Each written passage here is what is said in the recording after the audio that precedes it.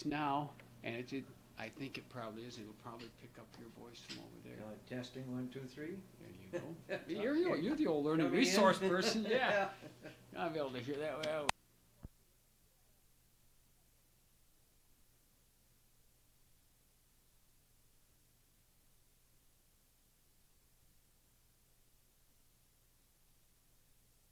Record and play going at the same time.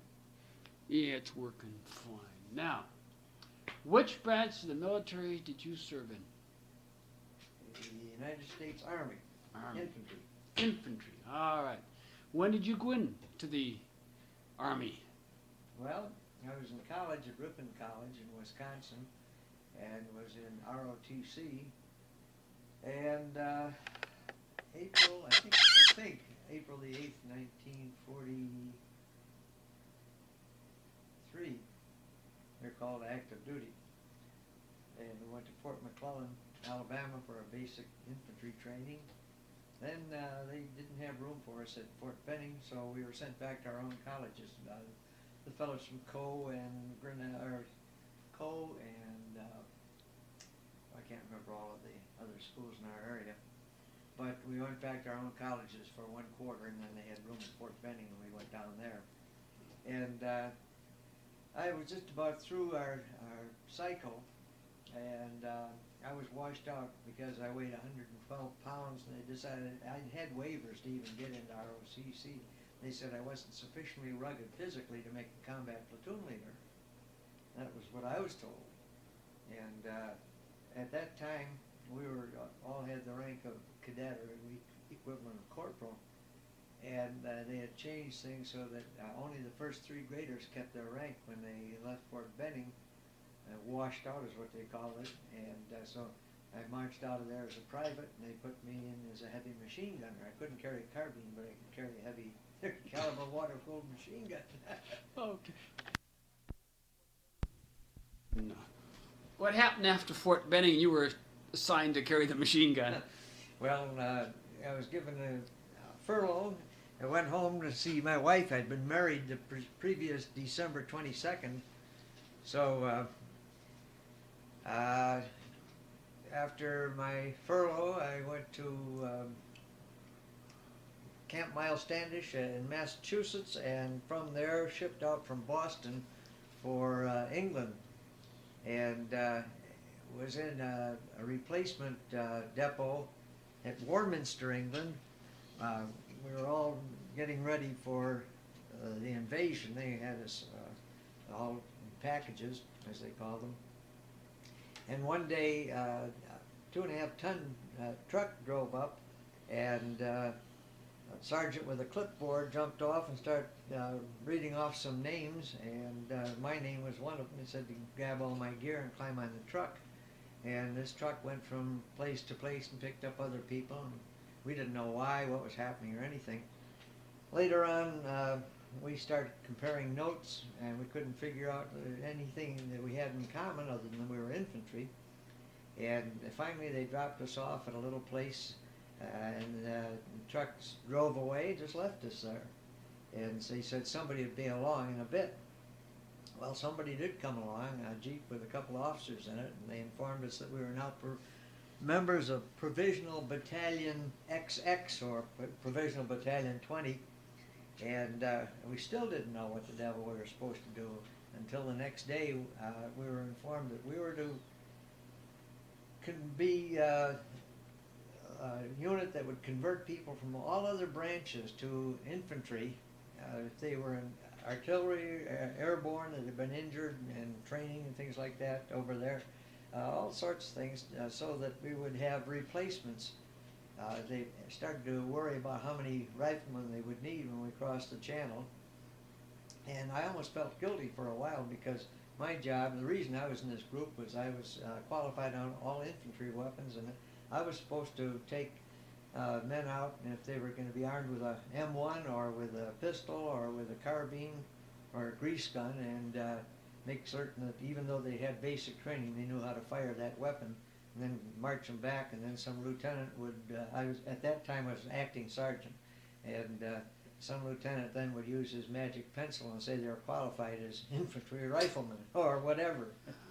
And that was the marvelous thing, that I was doing that at the time that the invasion occurred, so it was by the grace of God and the Army's wonderful ways that I missed the actual assaults on the beaches. Okay. So when the invasion took place, you were fortunate enough not have to assault the Right. beaches. Oh, okay. Yeah, I went up the hill at Omaha Beach when there wasn't any firing going on, and spent my time, my first time in France, in the apple orchards in Normandy until I went forward to a replacement depot, and then was reassigned, or rather assigned to the to D Company, 320th Infantry, 35th Infantry Division of the Third Army, George Patton's army. Oh, okay. And I ended up on my first wedding anniversary down in the Saar, near a town called Sarreguemines, on a roadblock with a fellow from Jersey. And we were sort of huddled up in some straw that night, and I mentioned to him, I said, Billy, his name was Bill Jordan, I said, Billy, tonight's my wedding night. He said, get away from me. Because we were sort of huddled up to keep warm. And then all the tanks were starting to roll past us like crazy. We didn't know what was happening. It turns out that the Bulge had taken place. The German attacks up there were going on, and Patton had turned us around and was sending the armor up first.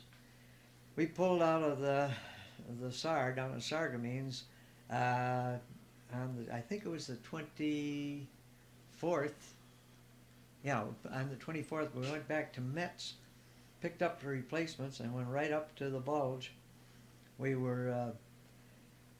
hit Diekirch, Luxembourg, and from there we were committed to action. The first real action I can remember of a place with a name was Loutrebois, near Bastogne. I think that was just south of Bastogne. And we did fight our way into Bastogne, and I think it was January 13th we moved out of Bastogne with one company of the 101st Airborne. I don't know what regiment it was. And we moved forward, and our objective was a little village or hamlet called Bourcy. We called it Ubersee, but his real name was Bourcy. We got a late start the morning that we were to make the assault on the place, and it was a sloping road that went up toward this town. The fields were mined on either side, but we started going up just as we started to get light, and the Germans wouldn't expect anybody to come up there. Had an 88 pointed down the road, and the Germans who were on that gun obviously were either half asleep or eating their breakfast or something. Our two scouts got up there, the rifle company. I was with Able Company of our battalion. I was a section leader of heavy machine guns, and we went along as a machine gun unit. The scouts pulled the round out of this 88, stuck a thermite grenade in there, and then all hell broke loose. And we started fighting for that village. We took the first house. I had my platoon leader with me, a Lieutenant Jabou, and as he turned to me and he said, Jake, and he said, get him dug in. And I was running along the back of this house here, trying to get my two squads of machine gun people dug in.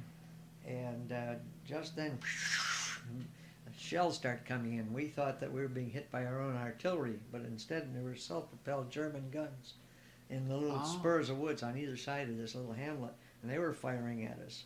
And I saw a depression in the ground, and I just jumped for that, and it was all snowy up there and everything. And fortunately, it was a hole that some German had dug, and I sunk down, and only my knee was sticking up. And after all these shells had burst, I looked up and I saw my knee was all bloody.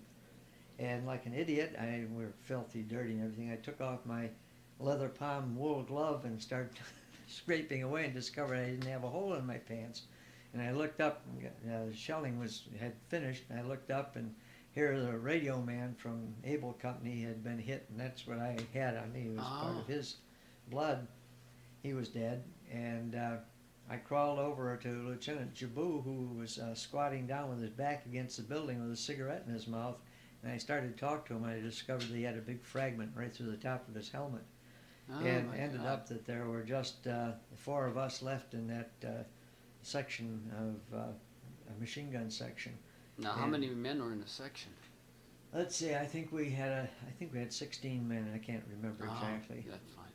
And the riflemen, they went from house to house, and we finally took that down. But we were cut off, and we couldn't get anybody. The riflemen couldn't come up to support us. 3 tanks came up, and they fanned out, and all of a sudden one of them got hit and the bogey wheel was blown off, and the other 2 tanks turned around and beat the devil out of there. We were left, and nobody's coming up.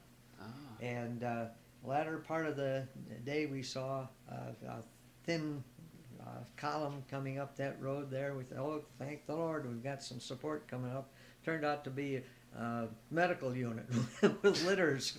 They walked up, but the riflemen weren't coming up. The medics would come through, but nobody that wanted to fight would come up, huh? Right. Oh, God. Yeah, but anyway, after that, then these following the medics, came a couple platoons of riflemen, and we went after we secured that little area. A couple days later, we were told to continue. Well, we've been fighting all along, but we tried to establish fire superiority to get up off the ground and move forward. At that point, we were using air-cooled machine guns. We burned out our 30s, heavy 30s, and we couldn't even move. So we were relieved. We were pulled back. We went back to Metz again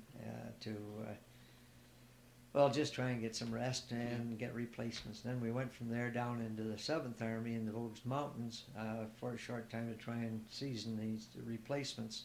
From there we went up, I can't remember, I think it was the 9th Army that we were assigned to then for the drive up to the Rhine over the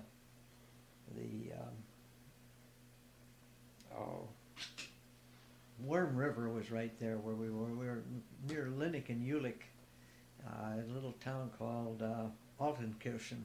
No, that wasn't Altenkirchen. It was Gillenkirchen. And the Germans had blown the Ruhr dams, so the water was up. We just had to wait until that stuff went down. And we cut off there. I think it was called Grenade. I think that was the name of the operation that we were in. We cut up across the area there up to the Rhine, and we pulled back. We didn't have to make the Rhine assault, which wasn't very much anyway. But once they'd crossed the Rhine, then we were moved over the Rhine, and we continued. We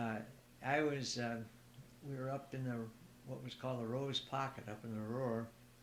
I was leading my section across a bridge over like a canal. They'd thrown smoke in for concealment for us so we could run across there, and I tripped in some German communication wire, and a very neat German had lined his, this was a town called Battrup near Essen. He'd lined his little garden patch with bricks up on end, and my knee went right down there, and I cut a chunk in it, just a gash in my knee, and I was limping around that evening, and the company commander asked me why I was limping, and I told him. He said, "Well, Jake," he said, why don't we give you a 3-day pass?" And I hadn't had a pass, and all that time I'd been there. So I thought, hot dog, I'm going to get some donuts. And we were going back to Tribeck or Tribeck, Holland, to a rest center. I was sitting on a Jeep trailer, and the driver went down the wrong road and backed up because he was headed for the German positions. Backed up, and I was asleep. Another fellow and I had tied ourselves on to the rings on the side of the trailer, and my foot was hanging down there, and it got caught, and it broke my toe. And instead of getting donuts at the rest center. And they put me on a hospital train there at the rest center and sent me back to the 16th General Hospital at Liège, Belgium, where they used tongue depressors to splint my toe, and I enjoyed a little rest there for a while at the hospital. How long were you? So you got your toe broke. The guy backed the Jeep into something, broke your toe, and you got hospital rest. Yeah. How long did he leave you alone? Did you in the hospital? 2 days, 3 days? Or? Oh no, I can't remember exactly, but it must have been a couple of weeks. Oh, really? Yeah, because I had some other problems that were actually caused by an infection from a prostate infection developed. It was, well, I probably don't want this on here, but it was alarmed because they considered a lot of prostate trouble venereal. Well, it wasn't from anything like that, and they checked me out, and they discovered it wasn't venereal, and they started feeding me a lot of sulfa, and my blood started to deteriorate. But that was a long time afterwards. They kept feeding me sulfa. But anyway, I was released from the hospital when my toe healed, and I went back to my outfit. We ended up closest to the Elbe River, pulled back from there to Münster, Germany, in Westphalia, and they sent me back to the hospital because of my blood condition. I was kind of weak, you know. Mm-hmm. And when they took care of that again, I went back and joined the outfit at Münster and discovered I was commandant of a prison, warden of a prison. There. Warden. What now? What rank were you, warden? I was a sergeant, a buck sergeant. A buck sergeant. Huh?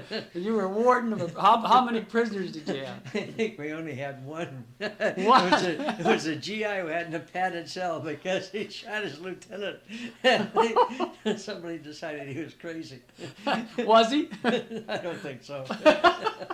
That only lasted for about a week, and we spent most of our time there getting calls, sending a Jeep with a heavy 30 on the mount there, rounding up the displaced persons who were running around with butcher knives, killing cows and threatening the Germans, all that sort of thing. About what time frame were we talking here, when you were the warden and keeping the DPs from killing all the cows? Oh, let's see, that I honestly can't remember. It must have been, let's see, January, February, could have been March. I'm not sure. The dates, it's all hazy. Oh, sure. That was a short time. Then we pulled out from there and were sent down to Altenkirchen, down near Koblenz, where we were in occupation for a short time. And again, my blood was starting to act up, so they sent me back to hospital. And at that point, wait a minute. No.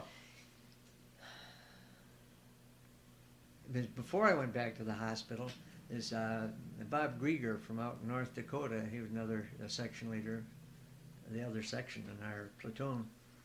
And he and I got into Paris on a pass one day, and we were walking down the street, and people were hawking newspapers, and we grabbed one, and he and I had taken French in high school. You know, that's about all the French we had. We tried to read the newspaper. Very laboriously discovered that an atom bomb had been dropped in the Pacific. Oh. This was after the war was over. Mm-hmm. So then I got back to camp and went on sick call, and they put me in the hospital then.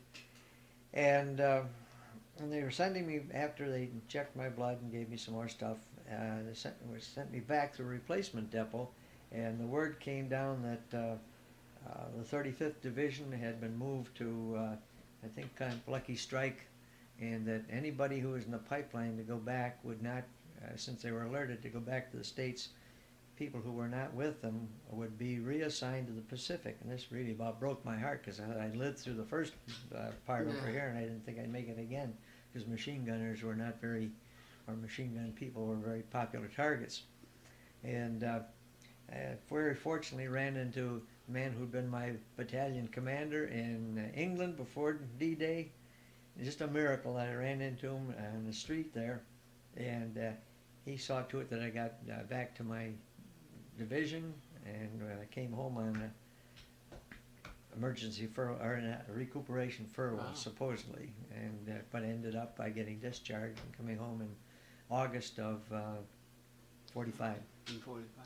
That's it in a nutshell. That's it. Well, we'll talk some more about some things if you don't mind.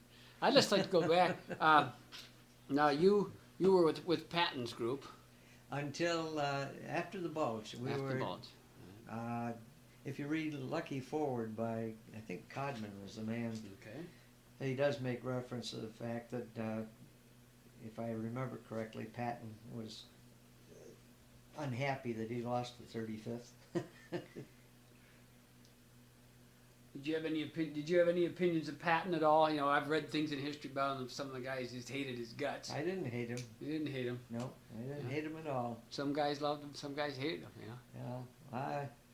Yeah, I think the newspapers, the correspondents probably built more out of that thing than anything. I knew very few. Well, I can tell you one quick story about Patton. And a fella in my section, his name was Morris. I can't remember his first name. He'd been in from Normandy. He'd been through everything. And we were in a firefight one day, and all of a sudden he just slumped down behind a tree and started to cry. And Crosby was our medic, and he put a tag on him and sent him back. And that's what we used to call combat fatigue, you know. Well, he was reassigned to the MPs. And he was at a road junction directing traffic after he'd recovered, you know. And General Patton came along in his command car, and he was riding along, and the story that we got was that Morris stood up at attention, threw a high ball, and said, "Go, Georgie, go!" And the vehicle stopped. And the officer came over, wanted to know his name, rank, and serial number, and believe it or not, he was reassigned to us. Uh-oh. So no, he had no bad feeling for Patton even after that. Oh God, it's terrible. Oh, a number of months ago, I just finished reading a book called "A Time for Trumpets." No, I haven't read it. That has to do with the Battle of Bastogne and that, you know, Oh. and things that went on with the tankers and all the problems they had. I think it was Bastogne, if I'm not mistaken. So, but you were actually involved in the relief of that. And we fought our way up from the south. Yeah. I don't know a great deal about Patton. Just a couple of books I've read, and the movie I saw, of course, and that sort of thing. Well, I think he was a fine field general. I don't think he was he certainly wasn't a politician. But No. he was a fighting general. The kind we needed. See, you gave me a couple of the names of the towns. As kind of, what was the name? The first one you got involved in a firefight was Bourgeois or Bourgeois? Loutrebois. Loutrebois. Okay. Loutrebois. Yeah, that was a terrible fight. We ran into I can't remember what the unit was. They have a history of the 101st Airborne Division that I was reading some years ago, and I became incensed because they attribute the capture of Bursy to 101st Airborne Unit, and that was the case because we did it. And but before that, at Loutrebois, we had a terrible time with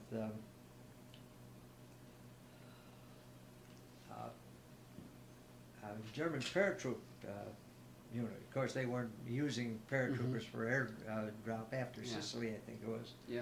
But they were good fighters. It was a real terrible time. And that's where I had the worst pasting, our unit had our worst pasting with 88s and ASP guns. They were just firing point blank at us. That was a terrible spot there. The 88s were, for the Americans, a terrible gun, but for the Germans, an excellent gun, that 88 millimeter cannon. Oh yeah, it was a flat trajectory, yeah. and they would fire them right at us on the ground. They were stinkers. Of course, the good thing about the 88 was that if it fired and the round went over you, all the fragments went forward. Oh. You didn't have to worry about that. Didn't come It wasn't down. the same thing as an artillery shell, the HE that would come in and explode. Our mortars, that was different. I hated mortars. Guys, everybody hated mortars. Worse than artillery. or not? Well, Same. not the same. Not the same. It's so impersonal about artillery, you know. Yeah. You don't see the guy who's doing it, and you wish you could, so you could shoot him. Now, your unit used mostly 30 caliber machine guns? Yeah, water-cooled, heavy, Water. heavy 30 caliber machine guns. Okay. 'Cause I don't know, for some reason, I was always under the impression the only machine gun they had was the 50 caliber, you know? Oh no, we we threw away more 50 calibers. We always had, if we were going to cross the stream as wide as this room or half of the width of this room, we were supposed to have a 30 caliber on one of our Jeeps. And they were, as far as we were concerned, they weren't worth a damn. We threw them away. Oh, really? Yeah. Oh, it's interesting, man. Because all you ever hear about is the 50 caliber machine gun in World War II. You know, Yeah, that's well, it. in air. Yeah, airplanes, yeah. Yeah. But well, your 50s. I'll never forget down in Alabama when the first time. You remember, I was very light at that time. First time I was supposed to fire a 50 caliber. I reached forward to pull the operating handle and to tug it back, and I didn't have the strength to pull it back, and two guys grabbed my legs and pulled me back. Jeez. Took 3 years to cock it, huh? Yeah. God, that's unbelievable. But you know, well, you know that it was bad enough. I went through Greeley and they closed down the industrial studies department. You went through Ripon and they closed down the college. Yeah, that's true. That's sad. That's sad, really. That nice little school is gone. No, Yeah. Ripon's. Which one's closed? No, isn't Ripon's what? No, Ripon's still going. What's the other Yeah. one? Oh, I'm sorry. That other, it's down in that area though, not too far. Oh, I haven't. I know what you mean. Yeah, the quarterback of the Seattle Seahawks went Yeah. to there, and the school's gone. They always Yeah. talk about these guys in the university. This school isn't even there anymore. What what do you remember most about serving in the military? Anything special, or is it just fuzzy time ago, or? I don't remember too much. I did enjoy my time in England before D-Day. If you can talk about enjoying being away from your wife and Yeah. and family. Sure. But if we didn't have a packaging camp to be, they'd bring them in by the truckload, and we'd take all of their clothing and everything from them, re-clothe them, and re-equip them with their weapons and all that sort of thing. If we didn't have anybody in camp, and any other work we had was cleared up, I had a pass of good anywhere in the UK, so I traveled a bit. I ran up to Edinburgh because my wife is of Scottish descent, and of course I had to go to Scotland for her sake. For your marriage sake. Yeah, and we were right near Salisbury, and I used to go into Salisbury to the cathedral. Since I'm an Episcopalian, I used to go there for a church every Sunday that I was free to be in there. But I had my own private little church at our camp. This was a little old church built on Saxon foundations, Norman part of the structure. It was the Church of St. Mary of Codford. And then Codford proper has down in the very little town down the road as St. Peter's Church, which was a relatively new church, maybe only about a few hundred years old. But I went back there. My wife and I were back there a few years ago. We'd been back a couple times. She wouldn't believe that the camp had been in back of this church until I found something in the church that mentioned the woods in back of there, or that area, had been used as a military camp 2 world wars. So she believed me then. But it was a beautiful little church. Well, you kind of took the next question away from me. I was just going to ask you if you'd ever been back, to Europe and to France and that area, or just England, or what? Well, Father Merrick was the priest in charge there at both St. Peter's and St. Mary's. And having grown up in the church, I used to serve as an acolyte at home, and I used to serve for him occasionally. Oh. And he became a very dear friend. He was an older man, and he had been a machine gunner in World War I, so that was a bond. And incidentally, my wife's uncle, James Norman Hall, had been a machine gunner in World War I with the British Army before he joined the French Army and became a member of the Lafayette Escadrille. So Oh. the machine gunners seem to be, we sort of hang together. I Yeah. guess. Well, But I excuse me. found his grave the last time we were back there. Oh. I didn't know that he'd died in the meantime, but he was buried in the churchyard. You mentioned, yeah, I've read some things about machine gunners. Their life expectancy wasn't very long. No, it wasn't. You know, I was in seconds or minutes. I don't know. For Minutes. I think can't someone- remember what they estimated. Yeah, someone told me minutes. I wasn't, you know, machine gunners and guys with Browning automatic weapons who were. BAR was a beauty. Yeah, the enemy was sort of looked for the automatic weapons groups first. So. Now, how many men? I think I asked you this. How many men were in a section? 16, did you say? I believe we had 16. 16. I think that was Did you it. always have a full complement, or did you sometimes run short? Or Oh, we would get replacements in as we lose people. yeah. The hardest thing I had was with the new fellas. The young fellas were the most troublesome. The older men weren't as silly and doing stupid things, you know. Yeah. But they had trouble getting them to throw their ammunition chests forward. You know, they'd be lying on the ground and you don't always can't get up. You just throw them 250 rounds in a chest, you know, up to the next guy to throw them up to the gun if you're in action sometimes. Up there in front of Loutrebois, that's where a funny thing happened.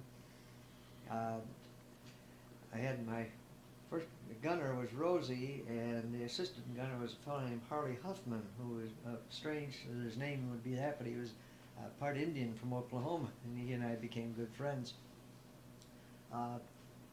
Jabou had moved up near the gun too, and why Huffman did this, he couldn't tell me afterwards, but we didn't carry packs, we'd carry a blanket rolled up in our shoulder half, and with the tent rope, we'd just tie that up and sling that over our shoulder, or leave it on the Jeep, but that's what we had for a pack.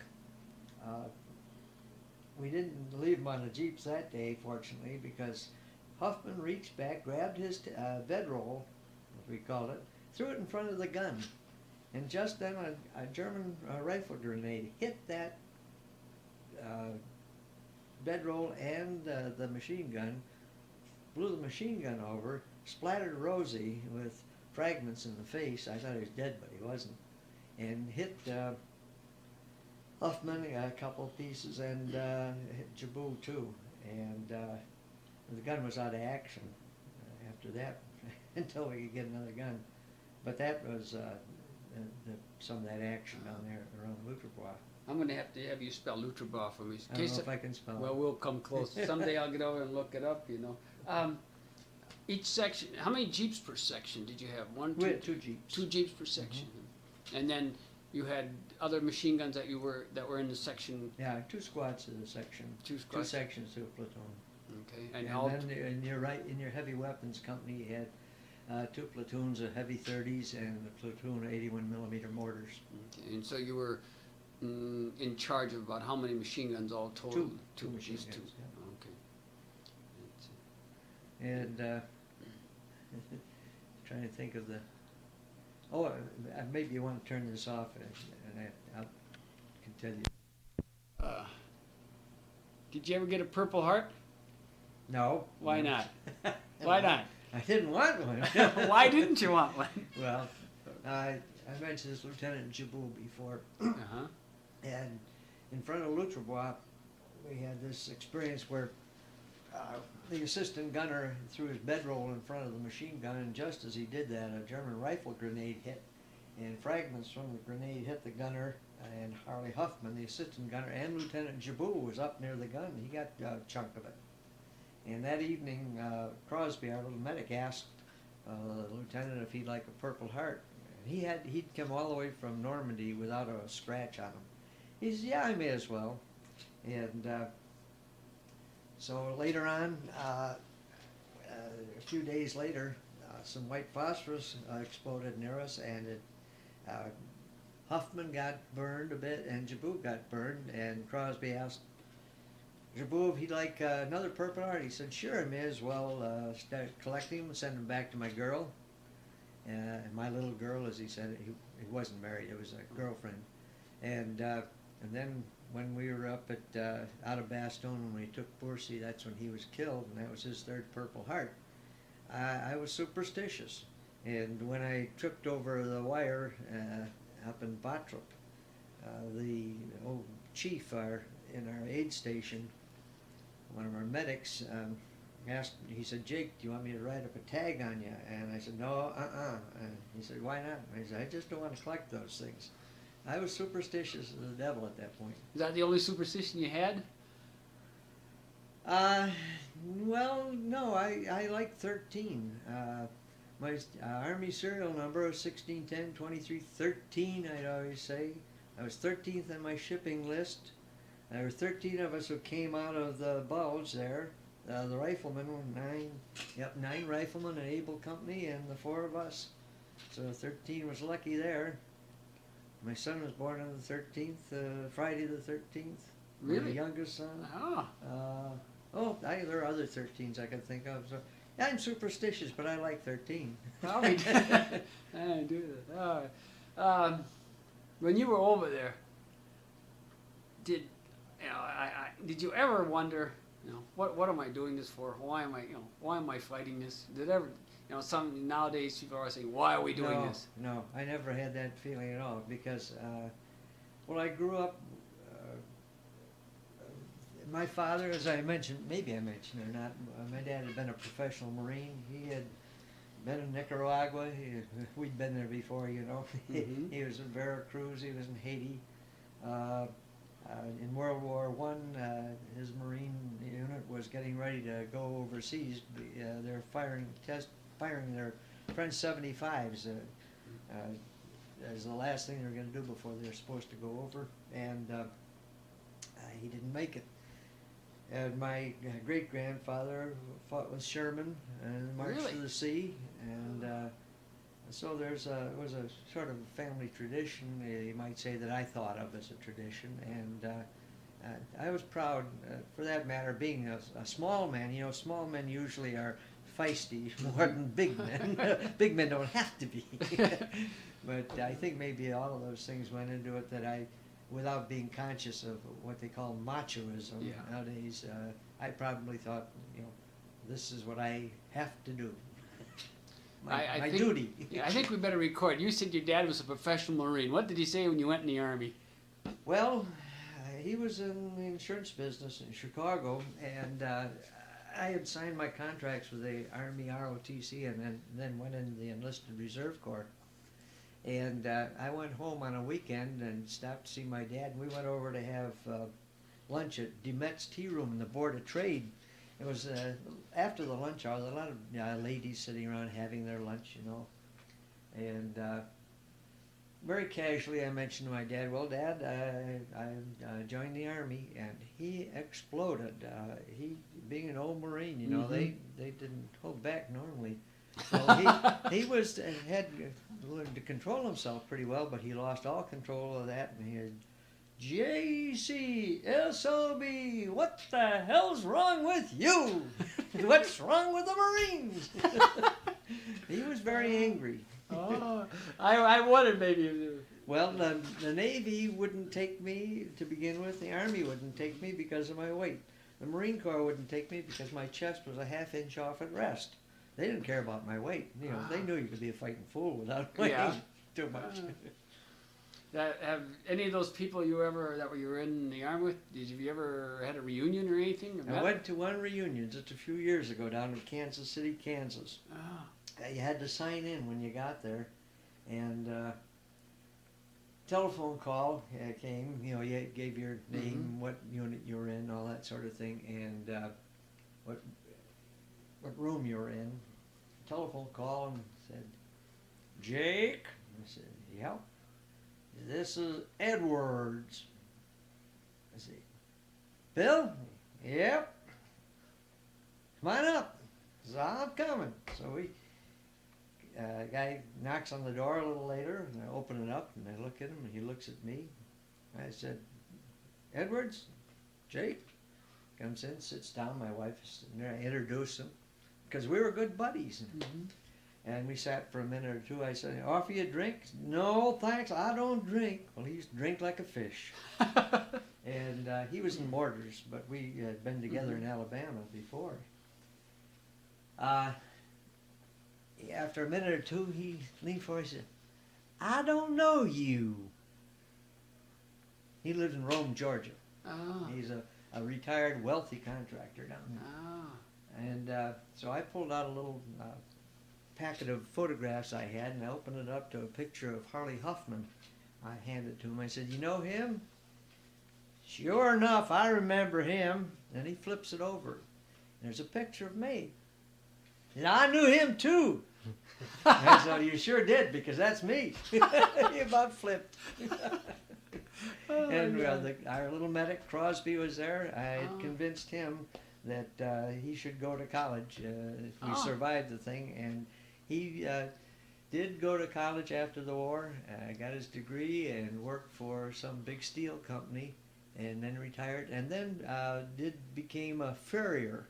He had always wanted to shoe horses. That's what he does out in California. He shoes the horses of famous movie stars and people. Probably like makes that. more money doing that than he ever did working for the company. He does very well. Oh, darn. Did you have any contact with any British soldiers or French soldiers, or were just strictly American? Yeah, two, a good and a bad. Oh, in England, yeah. I had, England or yeah, in England, I had a lot. I also was coming back from Bath one time. I was hitchhiking, and a British lorry came along, and some of the Red Devils picked me up, and I rode on their laundry with them, their dirty laundry going to their own laundry. They dropped me off at home. It was a good thing. There was a major in a Scottish unit, used to be in in Salisbury, and he gave me rides occasionally. So I had pleasant relations with them. When we were up on the north, we were the extreme left flank of the Americans' army, and the British were on our, we were to the right there, the British were to our left, and we did move along with them, and we got along with the guys okay, and Canadian artillery there, and they were good artillerymen. We observed their work. It was very good. Did you ever have any opinion of Montgomery? No, I knew nothing about the man. Okay. But I did have trouble with the French. The French? I was in General Hospital at Nancy with this blood business one time, and I was ambulatory, and I got out of the hospital with a fellow. We went down to a little bar, and there were some French fellows down at the other end. They'd been drinking a bit, and they were wearing American khaki uniforms, you know, and they resented us, and they started. They came down. They started sort of mussing around with us, and wanted to know why we were wearing French uniforms. And of course, that started a little trouble. And a few more Americans were on the other side of the room, and they came over. We had a little time. Discussion, huh? Yeah, a little physical discussion. Heated physical discussion. So I wasn't too fond of the French. Oh, well, you kind of remember the amusing things today. Oh yeah, a lot of amusing. Oh yeah. Well, the other fun things to talk about, really. The other things, the things you try to get out, you don't want to remember some things, and that sort of thing. But I'll never forget. There was a movie. I can't remember the name of it. Some years ago about army action in Italy. And I could hardly believe it. The same thing happened in that movie that happened to me. When we crossed the Rhine, the Germans were not fighting too vigorously or resisting too much. And they were at one end of a village, and we were at this other end, and there was sort of like a no man's land in the middle. My wife had recorded and made one of these small phonograph disc recordings and mailed it to me. Of course, I had no way of hearing the thing. And somebody who'd been sort of scouting around, there was like a little hotel or guest house in the middle of this no man's land, and there was a phonograph there on the floor. So he came back. He knew I had this phonograph record, and he said, "Jake," he said, "I can find a phonograph." So we went up there. It was an old one with a heavy steel needle and everything. These were, cheap discs.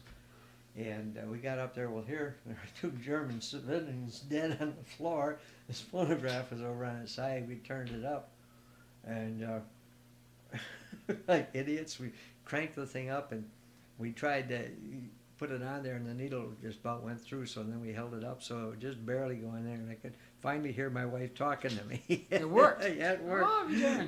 So we got through that, put it back in this little envelope, and we crawled out of that place, crawled back to our place, got back there, and what an evening. We had a first sergeant who could smell wine no matter how far away he was from it. We'd been in this house about, I'd say about 4 or 5 hours, and we didn't notice anything. He found a cupboard in there loaded with bottles of wine. Wow, did we have a good dinner that night. This one guy from Jersey, his name was DiMatteo? DiMatteo, I think it was, yeah. There were some German civilians still there, you know, and he was trying to make some time with this pretty German girl who was in the house next door. And he was standing out in the backyard. There's some chickens there, and he grabbed a chicken and grabbed it by the neck and swinging it around, popped its head off, and this girl started to scream bloody murder. It was her chicken. So we had chicken and wine that night. Oh. As I say, nobody wanted to fight too much. You didn't have any, you weren't involved in a place called Aachen at all, were you? No. Okay, I was wondering about it. Because Edna said something about, she thought you were in Aachen or someplace. No. I said, well, I just wondered about that. No. But where did you cross the Rhine at? I'm just kind of. I really don't remember. Okay. I don't know if, no, I don't remember. Okay. We went over on a pontoon bridge. Yeah, I thought maybe it was near a big city or a small. No, town. no. We crawled up to near Cologne. That's where we were pulled back from Cologne as we went up to the Rhine. And the Germans said, Lord, these dual-purpose 88s, and they're traversing and like searching like that and firing air bursts. We crawled up there. We didn't like that. We were glad when we got out of there. Oh, I wouldn't like that either. Mm-mm. I don't think I'd like it anytime somebody's shooting at me. Some of these questions, I don't know what to ask you. Could we have done better during the war? Now, I don't know. I don't know. You were No, satisfied? we did okay. You were the equipment that you had, you were satisfied with? Yeah, I had no complaints about our equipment. Because I talked to somebody. I did have one complaint, and that was, it seemed like everybody in the rear echelon had combat boots. We were wearing high-cut, high-top shoes, canvas leggings, and in the winter we had galoshes to put on over our shoes. Well, they had snowpacks back there. They had wonderful rain suits, and we had slickers. Oh yeah, I complained about that. But our weapons were great. Yeah. Did you ever go back from the front, and here were these people, all this stuff on it? Did that ever cause any discussions? Well, how do we get this? We don't, we'll just take it away from you. No. No. Yeah, there's something. What was I going to say just then when you mentioned that? About, snowpacks. When we're What is a snow? down in the 7th Army now, or in the Bulge, and boy, we had more trouble with our feet from that stuff. I never did figure out why. The bottoms of our feet would get white and look like looked like tripe. You ever seen tripe all rippled? Yeah. Huh. We got rid of them. We were able to get some regular boots and threw those, and you didn't throw them away, you turned them in. Outside of that, I can't think of anything. Okay. One interesting thing was I had such a thin face that I had to wear what was known as an SS gas mask, the universal head that most people wore for a normal face. It was my problem because universal would gap on either side on my face. Well, it was the custom to throw away your gas mask after a while and use a gas mask carrier to carry anything else you had that you wanted, because we didn't think they were going to use gas. Well, around the time of the Bulge, maybe it was in the Bulge, I don't remember exactly, there was a rumor that the Germans were firing powdered glass over in artillery shells, and it would cause respiratory troubles. And they backed up a couple 2.5-ton trucks and pushed all these gas masks off into the ground, and everybody was told to grab a gas mask. So I searched and searched, and I couldn't find anything but universals. So I went to our supply sergeant. We were back at Division, battalion headquarters. That's where our CP was always. And when I told him my problem, I said, I have to have an SS mask.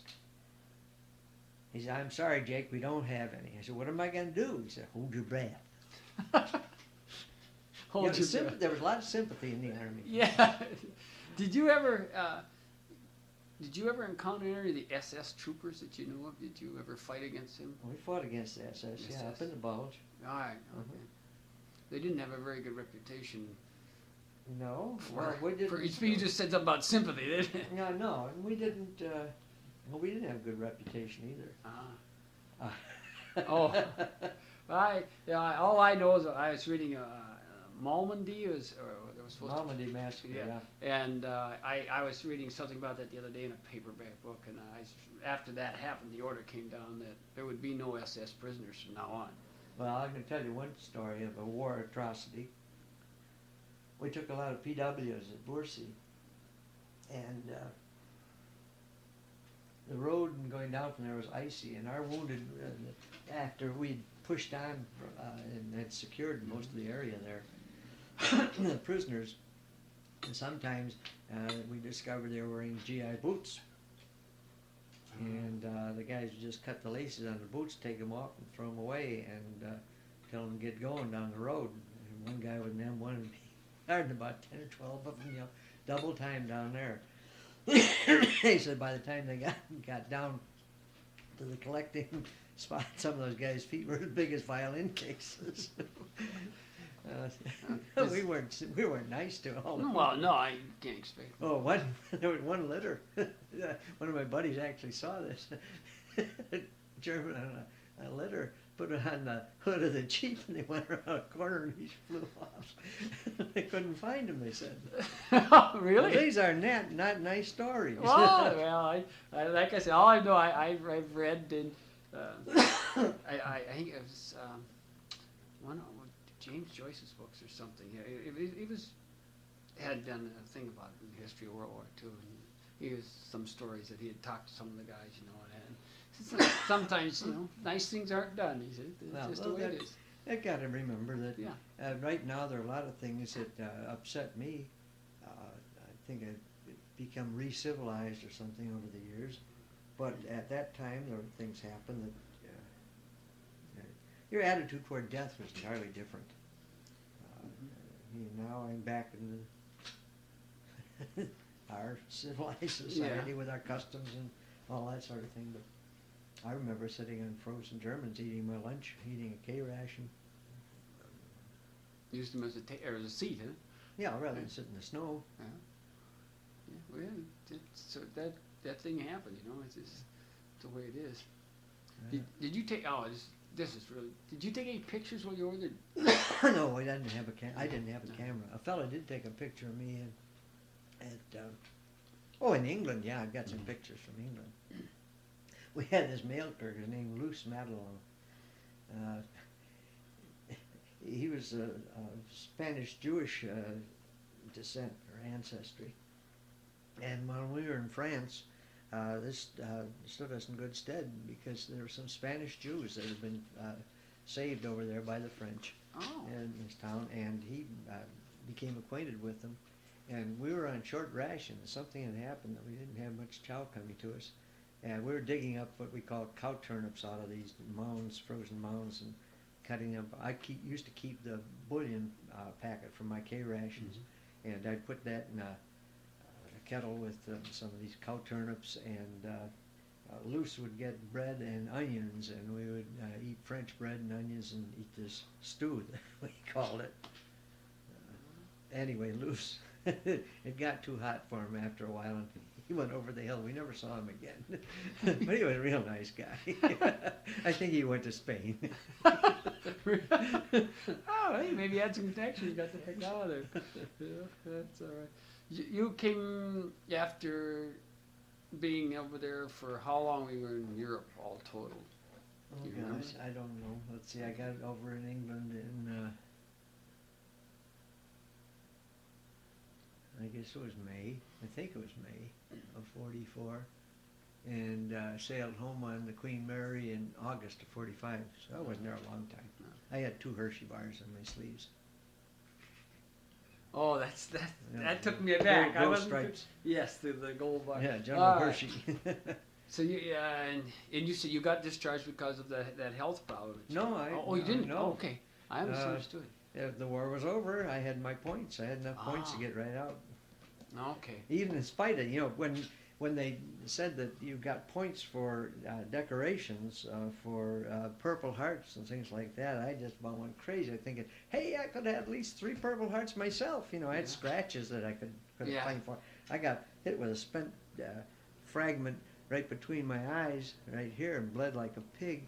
But I'd been laid open there by my wife's cousin Homer, who was incidentally killed up in the Bulge.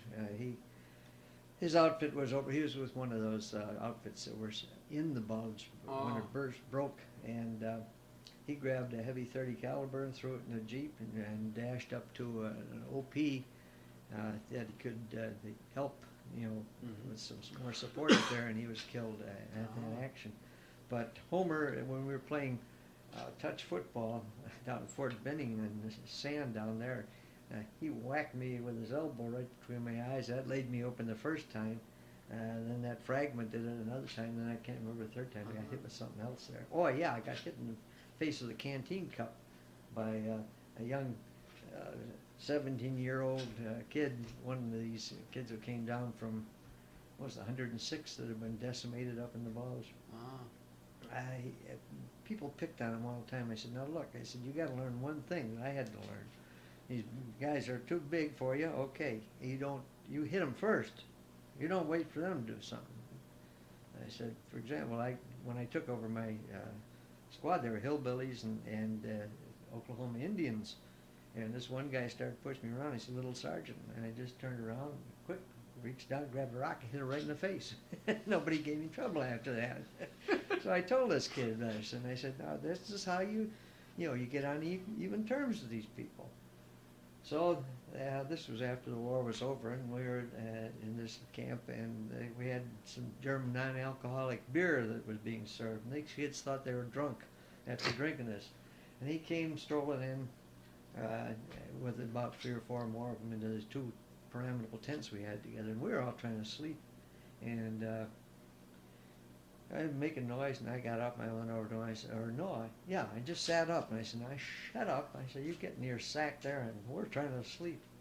Oh yeah, smashes me with this canteen cup with the sharp edges, not the rolled edges. That's the 3rd time it laid me off from there. Well, he took your advice. He took my advice. He was a fast learner. Oh. Well, you were married and you got discharged. I ran into you in 1950, about 57 I came up here to Winona, I think. Yeah. I remember seeing you. You the Mr. Jacobsen, the librarian. Drifting through the stacks. No, I think one of the first times I remember seeing you was coming from the library over to Thompson Hall. Really? Yeah, I remember coming across there, So that was after I transferred up here. Did you mention something about you were in the reserves for a while too? Yeah, I stayed in the reserves. I went back and I was out completely, but then in 1940, was it 48? I guess 48, it was 47, 48, it looked like we might be having some more trouble. And I felt that anybody who had any service experience should get back in. At least you knew what was supposed to be done. And so I applied and received a direct commission, supposedly in what the reserves had, the equivalent of military intelligence. It was supposed to be, it ended up in infantry. And you couldn't get out of that. No. And I stayed with that, and I retired. I didn't retire. When I went down to the University of Chicago in 1960, one of the fellows in the unit here had a kidney stone, and they had washed him out or retired him, but with no pay or anything. And I was a kidney stone farmer. I thought, well, why should I waste more time in this thing? And everything was over. We thought, no worry about war at that point. And so I resigned from the reserve. I applied for honorary retired reserve, which meant, just you didn't get pay or anything. You were just out. And Joey Manuel couldn't believe this because he was the CO of this military government unit that I was in down here at the time. Here I was out completely, and maybe about 6, 7, 8 years after that, I received a letter to Captain Jacobsen informing me that no, I didn't qualify for honorary retired reserve. I was still on the active list. After all those years. All those years. Joe wouldn't believe it, so I had to produce the letter. He about flipped when he said Did he ever say anything or make you do anything? Oh, or? no, well, I mean, I'm not with the unit. Yeah. I'm just, well, at my age, Yeah. I'm not going to do anything. No, you should have sued him for back pay or whatever you could have done. Say, yeah, you guys owe me some money. Oh, that's great. No, that would have been because I wasn't, Yeah. drilling actively or anything. Yeah. Were you about the only? Oh, well, were you about the only one in your unit or with that section you're in that had college education? You mentioned something about, you had a bunch of guys that were hillbillies and Oklahoma Indians. I was the only one. Had this one guy, his name was Hewley, and I couldn't keep shoes on him when the weather was good. Take off his shoes. J.C. Penney, that was his name. Couldn't read or write. He used to read his letters from his sister to him and write his letters. Dear Ma, Pa, and Jeannie, I'm fine. Hope you're fine. How are the pigs? Things like that. Love, J.C. They were great guys. They were good soldiers and everything. But Harley was a ditch digger by trade, and that's one of the reasons he and I were so good. I'd go out and lay my guns, and he would go down just like a sand crab in the sand. He would dig a 2-man foxhole in the dark, never hit a rock, at least you'd never hear it, and the floor would be as flat as this kitchen floor here. So he was a good homemate. Well, listen, rambling, I didn't mean to do that. That's fine. That's what we want to do, is just ramble and talk. I don't like to, question number 1 and question number 2, because if you start doing that, you start interrupting people, and I wanted to hear what you had to say. But it's always, surprising to me sometimes to talk to people who I've sort of known off and on and just find out about them. I guess we can stop this here.